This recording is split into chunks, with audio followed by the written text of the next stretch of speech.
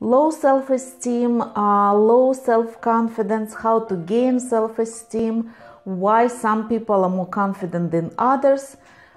This is what we're gonna talk about. Hi guys, my name is ElenaSemenek and this is Psychology of Happiness, where happiness is the purpose of life.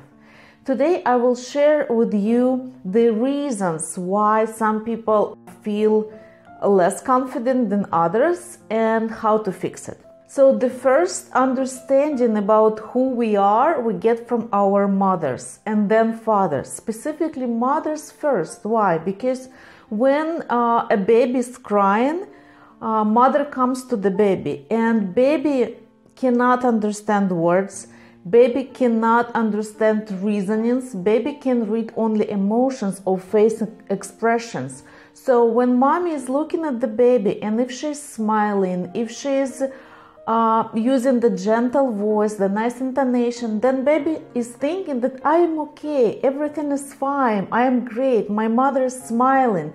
Of course, this is not what the baby thinks, it's like subconsciously the information that we get from the parents.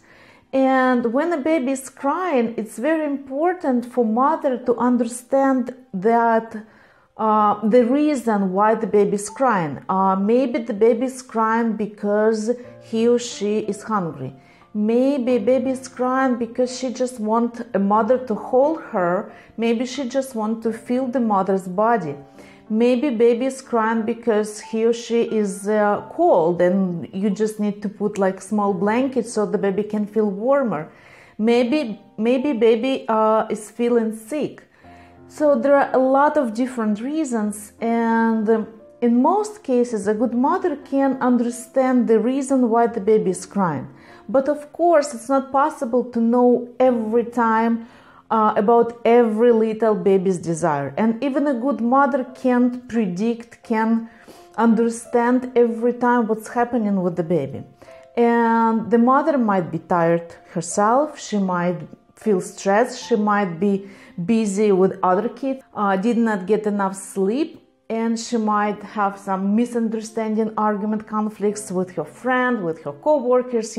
There are so many reasons why mother cannot be happy and gentle and nice and loving 24/7.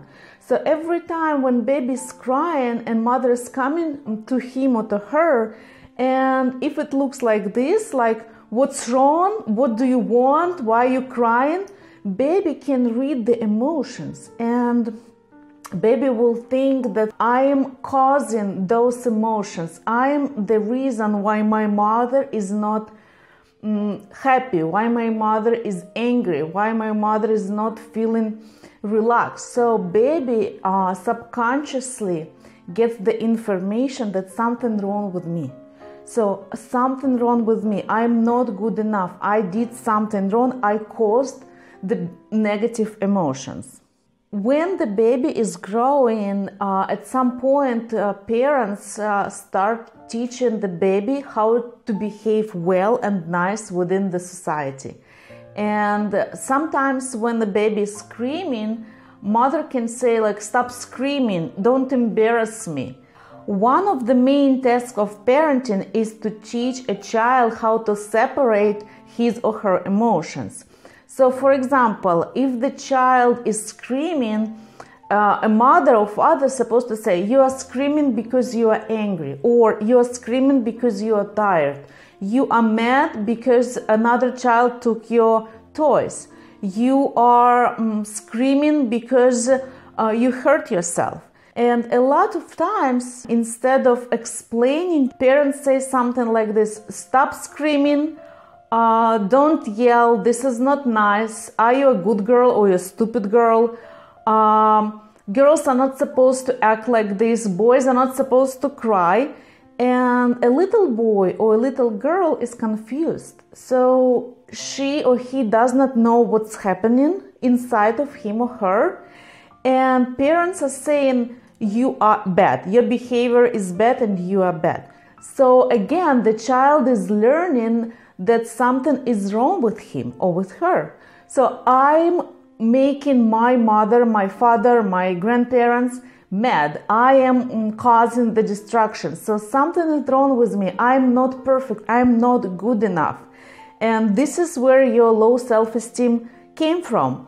For years, you've been learning that every time when you want to express yourself, every time when you feel big emotions, strong feelings, you are not allowing to express them. You don't know what those feelings are.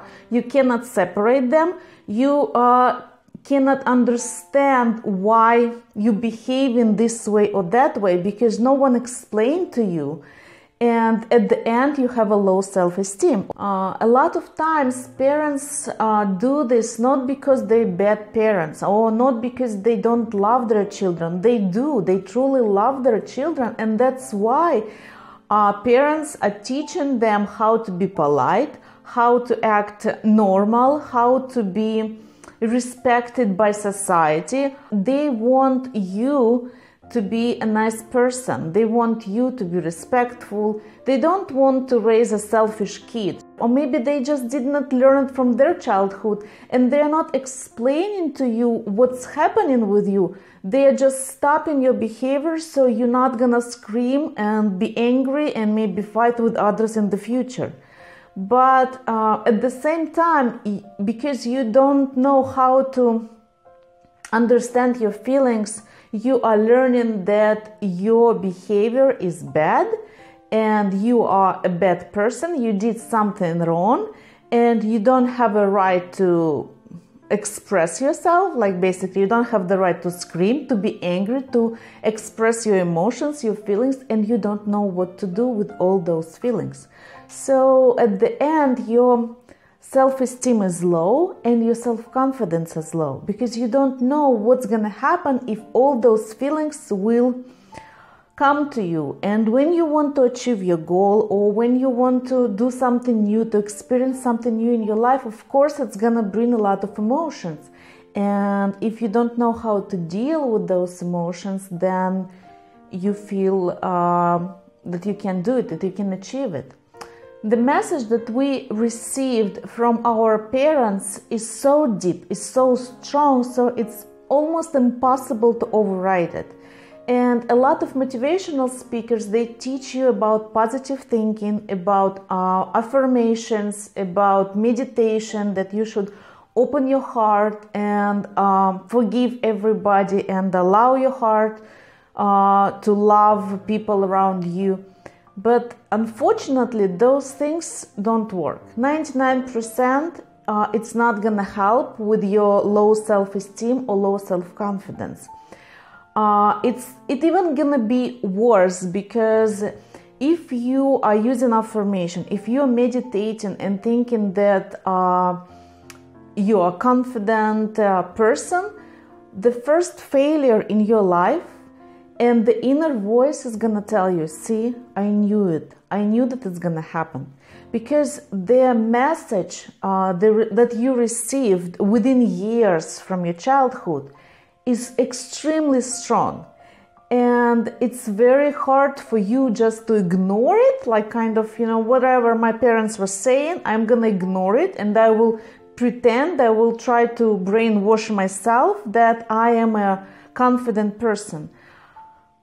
Usually after positive thinking or after using affirmations, people feel even worse. Their self-esteem even lower than it was before. So what to do? How to fix it? How to gain your self-esteem back? You should go back to the beginning. So you have to become like a mother or a parent for yourself. Step number 1.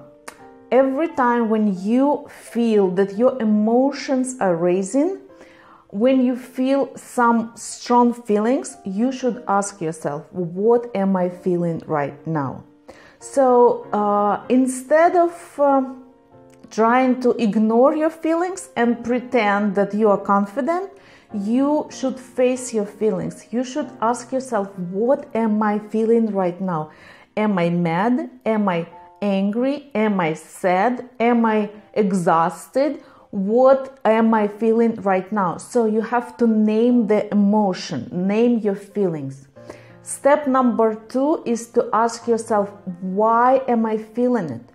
What was the cause for that feeling? What was the trigger? Am I mad because I am hungry, or am I mad because my boss disrespected me today at work? Am I angry and arguing with different people around me because I'm a bad person, or maybe I am behaving this way because I did not sleep enough for the last 3 days? So you have to ask yourself 2 extremely important questions. What am I feeling right now, and why am I feeling it? When you were a child, your mother was responsible for your feelings, for your emotions. And she, together with the father and with the other close relatives, were supposed to teach you how to identify your feelings, how to see why do you feel those feelings. But right now, you are not a child anymore. This is your life, this is your responsibility, and only you can change it. Only you can improve your self-confidence and self-esteem.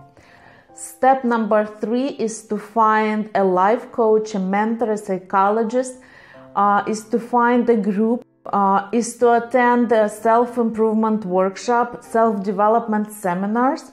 Why? Because yes, you can do it yourself, but with the group, with the professional person, it's going to be much faster, and the professional person will help you to connect with yourself on a deep, deep level.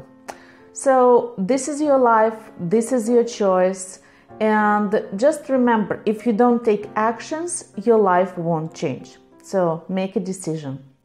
Like this video, subscribe so you won't miss anything new, share this video, and thank you for watching Psychology of Happiness, where happiness is the purpose of life.